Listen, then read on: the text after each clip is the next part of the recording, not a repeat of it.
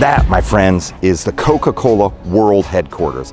Decisions are made there and ideas hatch that impact one of the most valuable brands on the planet. My name is Jamie Turner, and this is In 60, where in 60 seconds, I talk to you about things that you can do to improve your career or grow your sales and revenues. Let's talk a little bit about Coca-Cola and Pepsi and how you can use some of the learnings from those brands in order to improve your business. Here's a story for you. Many years ago at Baylor University, they did a study where they went in and gave 100 people a blind taste test where they were drinking Coke and Pepsi. A blind taste test means they didn't know which brand they were drinking. What do you think happened? Do you think people like the Coke or Pepsi better? The truth is it came out about 50-50. Half the room liked Coca-Cola, half the room liked Pepsi. Then they went into the same group of people and gave them a non-blind test. This is a Coca-Cola bottle and this is a Pepsi bottle. Check it out, tell us which one you like better. 75% of the people chose Coca-Cola. Wait a minute, we know that 50-50 was the result in the blind study. Why would it be any different for the non-blind study? Here's why. If you think of the words, associations, and imagery you associate with Coca-Cola, do that right now. Think of those things. What do you think about when you think of Coca-Cola? You probably think about polar bears, you probably think about classic, you probably think about America, you probably think about Christmas, Santa Claus, all of these things that are deeply rooted in our psyche. Do the same exercise for Pepsi. What are the associations and images you have for Pepsi? If you think back on it, the odds are pretty good you're thinking about things like Britney Spears, maybe Michael Jackson, maybe hair catching on fire. So you tell me which goes deeper in our psyche. Do you think Michael Jackson's hair catching on fire goes deeper, or Santa Claus? If you said Santa Claus, you understand the power of the Coca-Cola brand because they own Santa Claus and polar bears and classic and America and things that go very, very deeply into our psyche.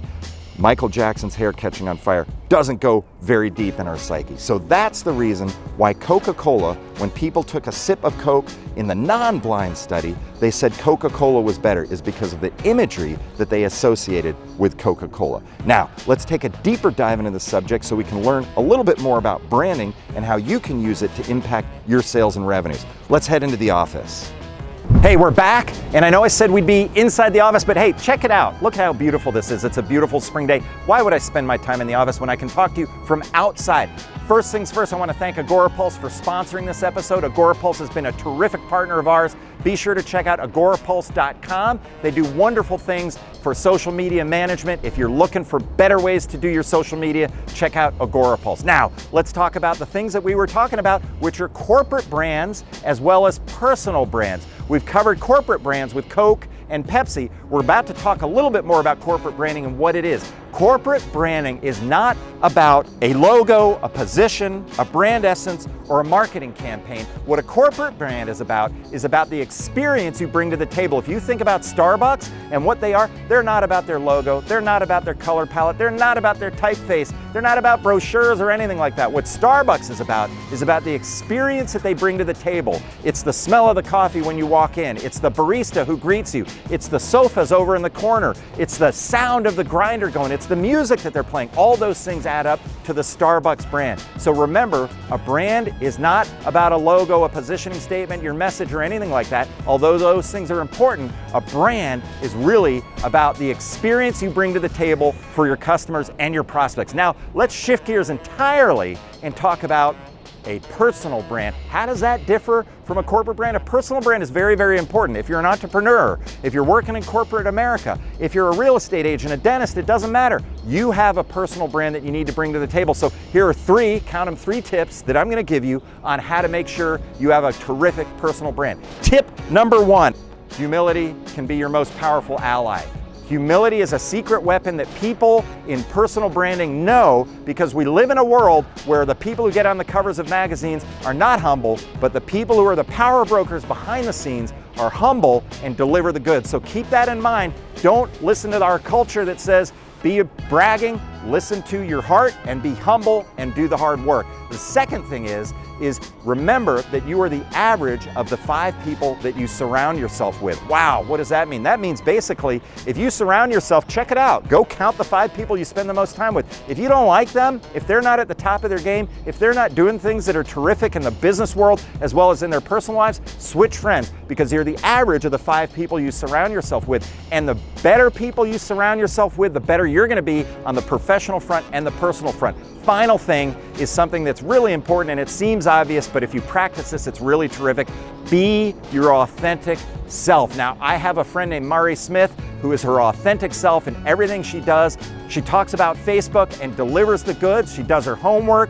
She has great content, but she also has this kind of charming uniqueness that's a little bit different and a little bit off center. And that's what is appealing to her, because she's kind of this quirky, lovable, half Scottish, half Canadian, half American, I don't even know anymore, but she has this sort of magnetism that she brings people in on because she's being her authentic self. She's not trying to be somebody else. So remember, try to be your authentic self in everything you do. And by the way, check out marismith.com. She's got a terrific website and some terrific information about Facebook. Now, we've covered a lot of ground here. I want to do a quick recap. We talked about Coca-Cola, we talked about Pepsi, we then talked about Starbucks and how it's the experience that matters. We then talked about your personal brand. Make sure that you use the power of humility. Make sure that you surround yourself with 5 people who are awesome people, and then make sure that you're your authentic self. If you do that, then you're going to be in great shape. That's it for today, folks. If you like what you saw, be sure to leave a comment down below, give us a thumbs up, and hit the subscribe button, because there will be more episodes like this coming down the pike. Once again, we'd like to thank Agorapulse for everything that they've done. My name is Jamie Turner. This has been In 60, and I'll catch you next time. All right, if you're still with me, I got 2 things to say. First of all, we're trying to do this where it's in 60 seconds like I promised. Not really working out that well, but hey, we're learning as we go. Second thing is, if you are still with me, if you're one of the first 5 people to make a comment down below, I will send you, hey, where'd it go? I gotta go get the book. It's on the shelf. Hang on. Let's go over here, get the book off the shelf. Well, I don't have any copies. There we go. All right, let's try this again. All right, nothing like starting a final segment without all your props in place. This is the prop I was talking about. If you're one of the first 5 people to make a comment down below, I will send you a free digital copy of this if you choose to buy it on Amazon. By the way, what is this? This is Digital Marketing Growth Hacks. It's a book I wrote with 10 of the other 14, with 13 other authors, all of the world's greatest and best and smartest digital marketing experts, everybody from Ian Cleary to Dave Kerpen to Eric Qualman to Andrea Vall to John Jantz to Vivica von Rosen to Michael Brenner. I got to name them all now, right? Lon Safko, Martin Shervington, Emmerich Erno, Brian Massey, Phyllis Kerr, Andrew Davis, and Jamie Turner. Anyway, long story short is, check it out on Amazon for $9.99, 100%, 100% of the money that we raise selling this book on Amazon goes to charity. So be sure to click through on the affiliate link down below and you'll be able to buy it. Or if you're one of the first 5 people to make a comment, you will get a free digital copy of this book. My name is Jamie Turner. This has been In 60. I know it didn't last 60 seconds, but hey, whatever. I'll catch you next time.